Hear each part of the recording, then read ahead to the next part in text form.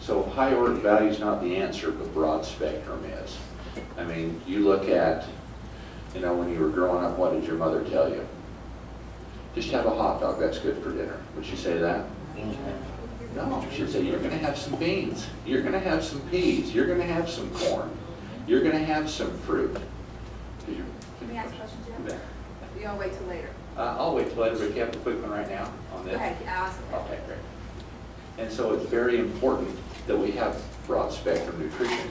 And your mother was right. Compared to most of these companies, she was spot on, and they're wrong saying, oh, this unique berry from the Amazon will cure everything out there. I would never tell my mother she was right, though. And so we have the triangle of life. These are three major components that battle free radical damage and give us all the components we need for good nutrition. You know, one thing about, you look at this color wheel right here, the pigmentation in plants is usually where a lot of the actives with antioxidants are actually found. And so when we were going through this, we tried to find ingredients in a lot of these different colored plants that were out there, because this is where you find a lot of the nutrient value is actually the pigmentation. Now we've also added trace minerals to this formulation and fulvic acid. And you can see here essential nutrients for an estimated 2,000 biological functions in the body. And that's really what they affect. There's that many functions. When we're producing energy and how we utilize oxygen and new cell formation, even joint development, all this is regulated by minerals. I mean, you think of when you work your arm, right there's a whole calcium gradient that is sending an electrical charge back and forth. And, you know, each cell in your body works off a potassium, sodium pump, you know, and so we are using ion exchange throughout our body with every movement that we make. Now, fucoidan, you know, for many years, my father back when it wasn't popular or hard to get over into China, went over there. And they had discovered the terracotta soldiers, you remember that? And he went over there and actually brought 2 formulations back with him. And the agreement was that he had to have them produced there. They were considered national treasures. And they were the emperor's formulas that he used for it. It was quite interesting. I mean, back when, back in that day, you know, they actually had the testing there where they would have thousands of people. The emperor would have them take different herbs to see what would happen. And when they found the terracotta soldiers, they found the pharmaceutical wagon there that had many of these formulations in that. And they had a lot of the studies. And so universities in China were testing these formulations to see if people actually did live longer and had different benefits. And so my father went over there, and he wanted to find out what were they doing. And so we had an agreement there that we would produce some formulations and bring them over here many, many years ago. But they kept talking about this angel hair, this seaweed product, and that kept showing up in a lot of the research. And so for a long time, well, for many years, we were trying to source out what that material was through history, and what we found out, it was the brown seaweed. And what we know about brown seaweed contains fucoidan. And this was one of the magical mysteries that was in this ancient science. So we extract ours from a seaweed off the shores of Tonga. And in research, they find there's many, you know, there's 40 some odd different varieties of brown seaweed out there at least.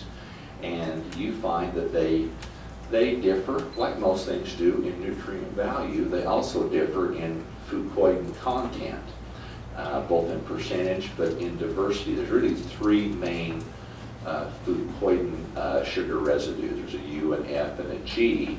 And there's studies that show that the different ones do different things. And so we wanted to have a balance of the 3. And what we found is that this variety off of Tonga contains all 3 of those.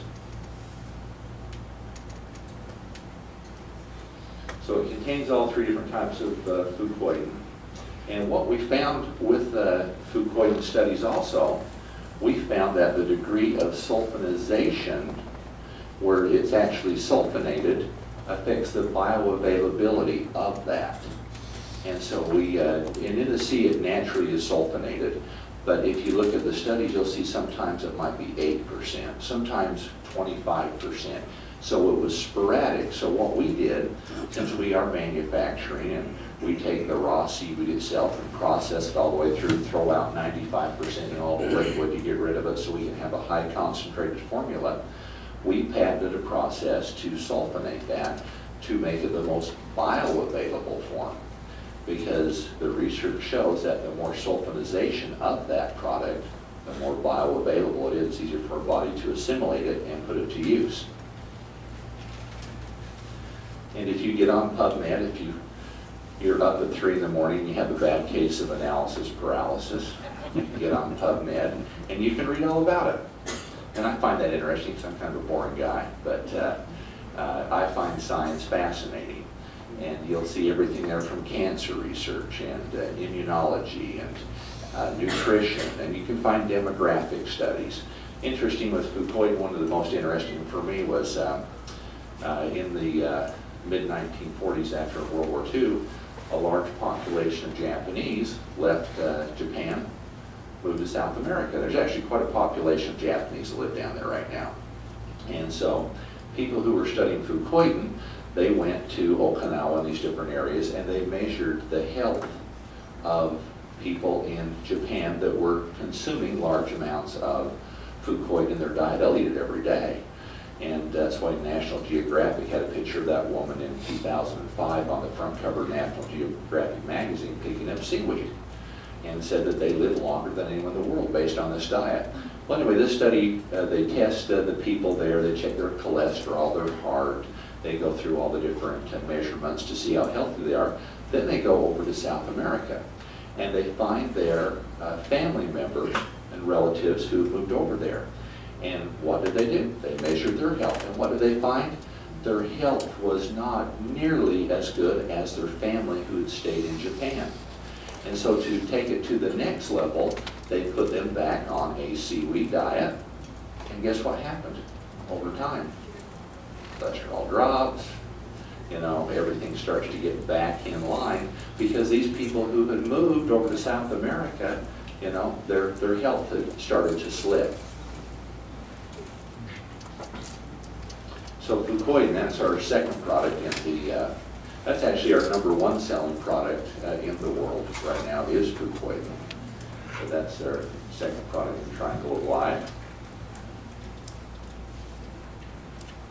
So it's fantastic support for many, many things. I mean, like I say, 900 studies. It's definitely promotes stem cell communication. These are the cells that differentiate the different types of tissue and organs in our body. Potentially a very powerful immune system stimulant. Cell growth and division. This is the big thing. You know, when we get older, we don't have the mitosis. The cell divisions don't occur as fast as they used to. And then there's quite a few studies on liver detoxification and circulatory systems in the body. I think it's why it helps to affect the heart.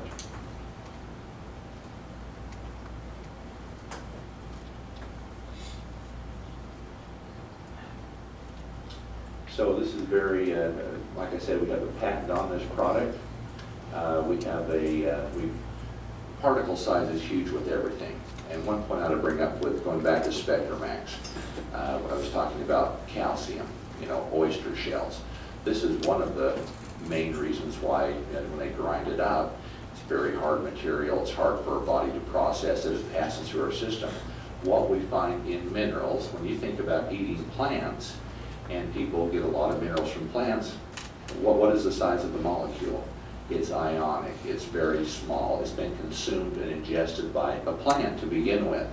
And so when we get our trace minerals, we get them from humic shell deposits, which are basically rainforests that have, you know, thousands of years ago piled up, and we mine these out. They're rich in fulvic acid, which aids in absorption. And so all of our minerals in SpectraMax are in ionic form.